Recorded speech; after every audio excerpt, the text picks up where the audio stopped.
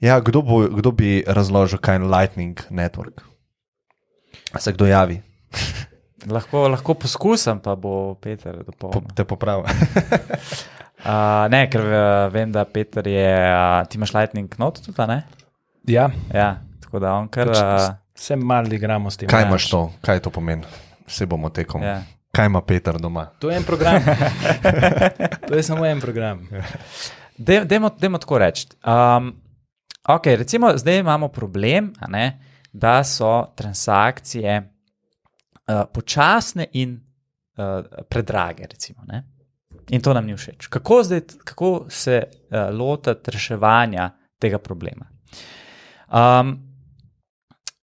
Lightning Network v bistvu deluje na ideji nekih skupnih kanalov. Ne? Se pravi, da lahko midva odpreva, se pravi, da si, ali pa tako dajmo reči, zdaj ne bova uporabljala tega počasnega in predragega omrežja, ampak si bova na tem omrežju zgradila en svoj, v bistvu, eno svojo rešitev.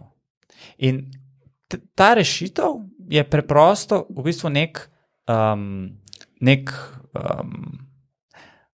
kanal, kjer midva se dogovoriva, kakšno vrednost bova skupaj noter zaklenila. In potem v okviru teh vrednosti si bova midva lahko izmenjevala tukaj noter vrednost. In te transakcije bojo pa načeloma instantne, pa zelo poceni oziroma kdaj pa tudi brezplačne. Ne? Kako bova pa to naredila? Je pa tako, da bova rekla, ok, dejva midva na začetku, recimo, da si ti nek trgovec, imaš neko, trgovino z, zelenjavo, kjer jaz vsak dan kupujem pri tebi. In vem, da na mesec, 100 evrov porabim pri tebi, za te nakupe. To pomeni, da lahko jaz v ta najin kanal, pač tako vrednost midva zakleneva, v kateri se strinjava, in potem se samo pač to v teh točkah nakupa časovnih, se ta vrednost v bistvu prenaša. In potem, ko midva to zapreva, se pa spet spustiva nazaj na blockchain in se to zapiše. Se pravi, razlika v bistvu je, da če midva zdaj postava, temu se reče layer 2, se pravi nek nov nivo nad blockchainom, ne rabva zdaj vseh transakcij zapisovati, v bistvu niso zapisane v blokih, zapisana je samo tista začetna, in končna. Se pravi, samo neko končno in začetno stanje vseh teh najnih transakcij, ki pa potem so v bistvu samo v tem kanalu. Ja, zdaj, trik je v bistvu zelo simpel, pa začetni problem je zelo simpel. To se pravi, bitcoini so zaklenjeni na omrežju, v transakcijah. Kar pomeni, da pač tiska hoče zaprati, mora nek ključ pokazati vsem. In ga pokaže, ti potrebovalci transakcij to preverijo, pa v bistvu tudi vsi te Bitcoin Core oziroma vsa vozlišča to preverijo, da je to res, in sprejema to transakcijo. Zdaj pa, a bi lahko mi naredili protokol, a lahko jaz tebi samo podpis za mojo transakcijo dam, pa ga sploh še ne objavimo, pa sem jaz dejansko tebi dal Bitcoin. Zdaj, zelo zanimiva bila pravna obravnava tega, a si zdaj ti lastnik tega, Ker to je nekje tako, noben ni vedel, da se je to zgodilo. In zdaj, do takrat, pa zdaj smo še na Bitcoin nivoju, do takrat imam jaz še zmer možnost, da hiter iz tega naslova raj na en drug naslov transakcijo naredim, pa jo v mrežju posredujem, pa ta podpis, ki sem ga tebi dal, ne bo vreden nič več. Ker pomeni, da čim jaz tebi dam podpis, je v tvojemu interesu, da to čim prej objaviš vsem, zato da bo to finalno, tako kot smo prej rekli, na omrežju in bo to res tvoje. No, in zdaj, a bi lahko mi naredili protokol, kjer bi večino cajta samo izmenjevali podpise. In to je v bistvu Lightning. In kot je Andrej rekel, prvo transakcijo moramo objaviti, potem pa za vse nadaljne si pa dve stranki samo izmenjata podpise za novo stanje. To se pravi, recimo, da mi da zdaj odpreva ta Lightning kanal, kaj narediva? Prej sem imela vsak na svojemu naslovu Bitcoin, potem si pa kriptografsko zberava tacga, ki je isti od obeh. In vsak ima en ključ do njega. Tako da tudi, da bova zapravila iz njega, morava oba podpisati to transakcijo. Ampak mi, da bova to naredila šele takrat, ko bova vnaprej si dala en drugmu podpis, da lahko gremo ven iz tega kanala. Ne? In recimo, da začnemo, ne vem, vsak da pol bitcoina v ta kanal. Ne? Se pravi, mi, da bova to transakcijo, ki bo imela potem en naslov z enim bitcoinom, objavila šele takrat, ko bo oba sigurna, da imava transakcijo, da bo pol bitcoina prišlo meni nazaj. Ne, ker je pač pol bitcoina so se zmena, da je moje. No in kad mi da to imamo na blockchainu, pa lahko rečeva, jaz zdaj te pošljem, ne vem, 0,1 bitcoin, torej je novo stanje meni 0,4 iz tega kupčka, te pa 0,6. In ti bo sprejel to transakcijo še takrat, ko bom dal jaz te podpis, pa jaz moram tudi vedeti, da daš ti meni ta podpis. Oziroma jaz mogoče lahko ta zadnjega uporabam, kjer da je meni stanje 0,5, pa bom tebe goljufal, ampak je ta mehanizem tudi za to poskrbel. Kar pomeni, da imamo nek kriptografski protokol izmenjave podpisov, ki je fair, torej ne rab tretje stranke za nadzor, to je točno to, kar je pač bistvo bitcoina, ne rabimo arbitra in se dve stranki lahko dogovorita za izmenjavo bitcoina brez tega, da bi objavila transakcije. Zaradi tega, ker v vsakem trenutku imata one dva neko transakcijo, ki ali pač posetla, oziroma po čist transakcije in jih da na pač blockchain, ali pa v primeru, da nekdo goljufa, ima druga stranka vedno možnost kaznovati prvo stranko, v primeru, da goljufa. Ok, a gremo malo bolj plastično? Ja, to se pravi, to je zdaj tehnično. Grem na tržnico. Točno to sem hotel v bistvu zdaj komentirati. Nisem hotel razložiti, hotel sem komentirati. To se zdaj mogoče sliši, ker smo se tako konceptualno, tehnično smo se pogovarjali. Ja. Mislim, tako, kot je. Probali smo v bistvu opisati, kaj ne bi to pomenilo. Ampak za končnega uporabnika, pa za neko uporabniško izkušnjo, ne bo to čist nič drugače, kot kar danes. Ko ti prideš, pa prisloniš kartico in se pač nekaj zgodi. Ti pa ne veš, aviza, kaj zdaj se v zadnji dogaja. Te stvari se mogoče se komu to zdi, to je ful kompleksno, zakaj bi se mi to sploh šli, vse že v bistvu obstaja, kakšen kanal bom zdaj mogel odpirati, pa nekaj dati not, pa nekaj podpisati. Ni, to so koncepti tehnološki, o katerih mi govorimo. To mora biti jasno, to moram pač poudariti. Nekdo, ki bo potem, se pravi, dajmo zdaj vzeti, ko je pač Lightning network vzpostavljen, ko recimo je to na post-terminalih pri trgovcih, bo uporabniška izkušnja nakupovanja bo v bistvu enaka, kot je zdaj. Ti boš prišel, mogoče boš pač s telefonom dal pač nek svoj signal, se pravi, da to potrdiš, tako kot danes pač odpreš neko aplikacijo, pa pač prisloniš, ne bo to v bistvu nič drugače. Samo v ozadju se bo pa tehnološko dogajalo čist drugače, kot se to dogaja zdaj.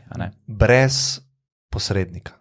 To je v bistvu glavna, ker zdaj, kaj si rekel, ne bo nič drugače. Pol bi en imel v glavi, zakaj bi pol sploh spreminjali. Ne bo drugačna uporabniška izkušnja za končnega uporabnika.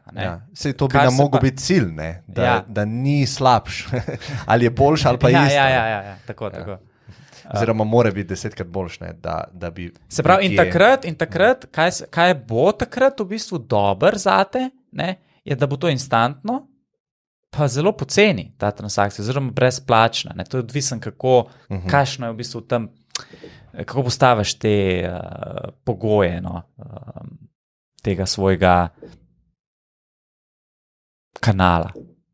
Tako, pač ti lahko direktno do trgovca odpreš kanal in izmenjava podpisov med dvema je praktično zastonj. Tisti mogoče, ki so malo bolj zdaj jih to zanima, na NiceHashu imamo, to je v bistvu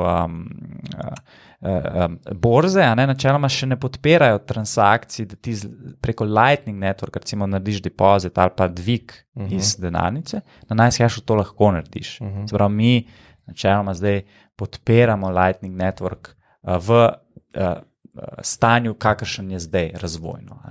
Sprav je delujoč, je pa to še dosti sveža v bistvu stvar In tako, kot sem rekel, veliko borz tega sploh ne podpira, ne, še. Zdaj, kaj še pridobijo uporabniki, ki pač mogoče se zdaj tudi ne zavedajo, ne, pač ta sredstva, ki jih ti zapraviš prek POS-terminala, v bistvu jih nimaš ti kontrole nad njimi, pač ima banka kontrolo nad njimi, tako da to pridobiš, se pravi, ti boš imel kontrolo. Zdaj, koliko je to ljudem pomembno, da se pa potem sami odločijo, ampak recimo banke so zaprte čez vikend, pač Bitcoin ni, ok, POS-terminali delajo čez vikend, hvala Bogu, drugače bi bila kar zelo slaba uporabniška izkušnja. Včasih ni bilo bankomatov, ti čez vikend dejansko nisi mogel denarja dobiti. Ja. In pa so se mogli počasi prilagoditi. Ja. Tako da tukaj pa to že vse pride out of the box, recimo, plus tega, da imaš pač ta sredstva res ti pod kontrolo. Kako pa vidita recimo to zdaj, ta nadgradnja Lightning Networka, a je to nek ful pomemben feature za Bitcoin v osnovi, da bo zdaj spremenil namembnost? Ja, jaz sem šel v bistvu tako čez nek razvoj, Jaz sem včasih bil zelo res tak maksi, da vse mora biti na blockchainu. Se spomnim, smo se pogovarjali. Če mi to zdaj, ne vem, na nek nov nivo ali pa na neko drugo, na nek drug layer damo, sem bil tako zelo proti, ampak pol, ko sem malo več se spet izobrazil, ko sem malo bolj to začel raziskovati, mi je pa ta ideja ful zdaj všeč. Tako da jaz podpiram to, da je layer 2 postane, da to postane nivo, na katerem se pač odvijajo transakcije za pač plačevanje. Mislim, jaz bi še to, saj svojo zgodbo iz Lightningom povedal, pač, ko sem jaz prebral Lightning Network White Paper, pač torej dokument, ki tehnično opisuje, kako bo to delali, je bilo takole, to je, saj zame, najboljši algoritem ever. Se pravi, tudi boljši od Satoshijevga. In je pač en drug nivo kriptografije. Mislim, pač rab seveda nek osnovni nivo, ki je Bitcoin, ki zagotavlja to finalnost, ampak matematično pa kriptografsko je pa to zelo taka zelo dobra zadeva. Ne odrečeš se veliko stvari. Jaz sem tukaj hotel reči, da je v bistvu ful ločeno od Bitcoina. To je nekdo, slučajno, pač je razvil, pa ni rabo misliti na Bitcoin. Oziroma, on je rabo samo to orodje Bitcoina, prva transakcija, drugo, vse vmes je pa praktično novost. Na novo, tako. No, in zaradi tega bi tle rekel, da je čisto vse, kam gre razvoj Bitcoina. To zdaj ena druga skupina ljudi dela, ki pač je tudi povezana s temi razvijalci, ki so na ta prvem layerju, ampak zelo manj, veliko manj stvari bo ta rešitev rabila od primarnega nivoja, tehnično, da se bo razvila, ker pomeni, da se to lahko čisto ločeno razvije, ker pomeni, da spet bo trg odločil, a bomo želeli to ali ne. Tako da zdaj še moje mnenje, ali bomo delali transakcije o tem ali ne, pač jaz mislim, da še dolg ne, pač ker kompleksnost bo ljudi odvrnila od tega, tako da mogoče na UX developerjih pač, da to popravite. Jaz malo drugače gledam na to.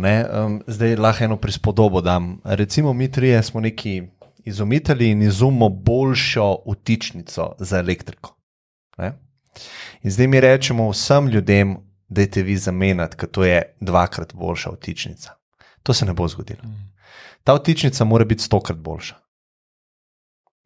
In jaz mislim, da se tukaj nahajamo. Mi stvar, Bitcoin ali pa Lightning ali pa vse, kar še pride, more 100-krat boljše reševati nek problem. In kako jaz danes vidim Bitcoin, to smo se že prejšnjič pogovarjali, je kot hranilec vrednosti. Kot 100-krat ali pa 1000-krat boljši hranilec vrednosti od zlata. Se pravi, kot smo omenili, denar ni dober hranilec vrednosti. Se pravi, evri pa dolari. Fiat denar, oprosti. Evri pa dolari, zato ker izgubljajo vrednost vsako leto. Zdaj vprašljivo je tudi, a je res 2% na leto inflacija. Stanovanja pa če vemo, kam grejo cene.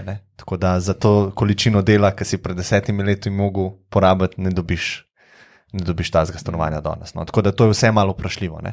Tako da pol imamo pa zlato, ki je že zadnjih 5000 let ali pa 10 000 let nek hranilec vrednosti in jaz tukaj vidim, da je Bitcoin mogoče 100-krat boljši od zlata. Ne.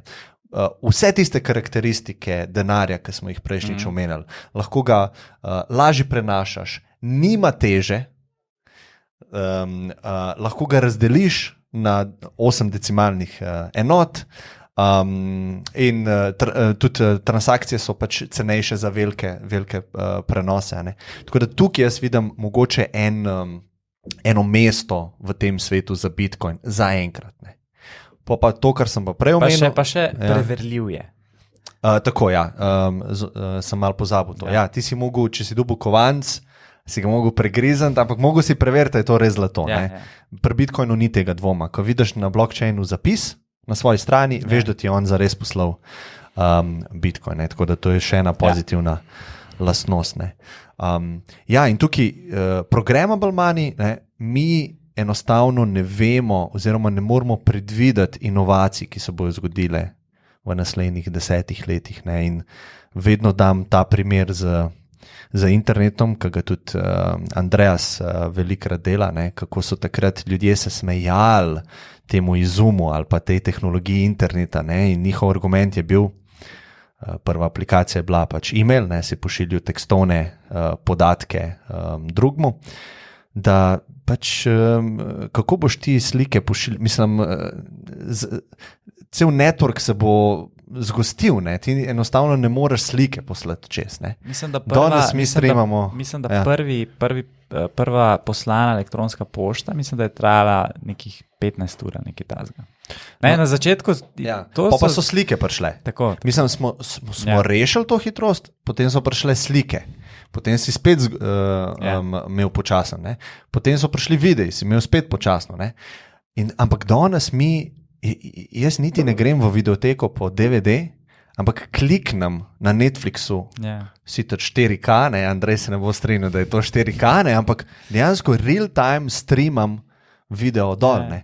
Tako da takrat ljudem bi pač niti se niso mogli zamisliti nekaj tazga. Niti niso vedeli, kaj je 4K. Tako, tudi, če greš en korak nazaj, ne, v 60-ih je mislim, velika večina tržnih marketinških poznavalcev je trdila, da osebni računalnik, to noben ne bo imel nikoli doma. Pač računalnik je neka stvar, ki zasede pol sobe, in to imajo podjetja, da tam pač neke izračune delajo. Ni bilo govora o tem, da bi ti imel PC, ne, ali pa leba, mislim, to je bilo nepredstavljivo. Ne. Bill Gates, ki je rekel za CD-ROM, ne, da to je verjetno zadostna količina tako, ja. Za eno družino za celo življenje. Ja. Se pravi, to je bilo 700 megabajtov. Ja. Zato, ker on je gledal iz tiste perspektive in je računal, celo knjižnico lahko spravim na ta CD. Ja. Ena družina ne bo rabila več kot to. Ja. Enostavno si ni mogel predstavljati, česar si ne moreš predstavljati. Ja. In tudi danes tukaj, ko sedimo, ne, to bomo imeli mi na srečo na internetu, ne, mogoče bo šlo tudi na blockchain, bomo imeli shranjeno, ne, kaj nismo mogli predvideti. Ne. In tukaj bi jaz sam ljudem, res sem hotel to, da programmable money, ne moramo si zamisliti, kaj se bo on top tega zgodilo. Zaenkrat pa vidim, da je 100-krat boljši kot zlato. Se strinjam. Ampak to je pa tudi to, ampak to je veliko. Mislim, jaz sem full fan Lightning Networka, ampak čisto tehnološko se s tem igram, v praksi ga pa ne uporabljam. Tako da čist realna izkušnja. Early adopters, ali pa še pred tem, ne? Verjeten. Veš, kaj je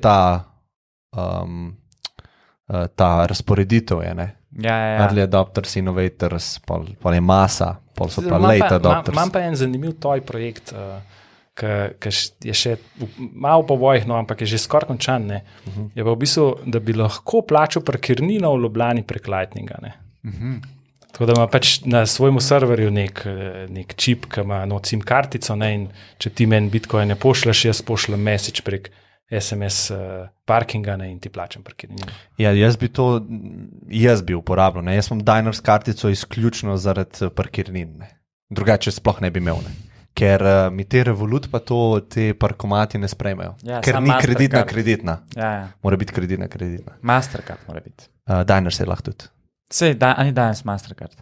Diners je Diners, kolikor jaz vem. Visa je Visa. Mastercard je Mastercard. Ja, Diners. Ne, Lodoma Diners Payment Processor je Mastercard. Ja, Mogoče, tako, ja. tako je. To pa ne vem. Zihar, To pa ne tako. vem. Ja.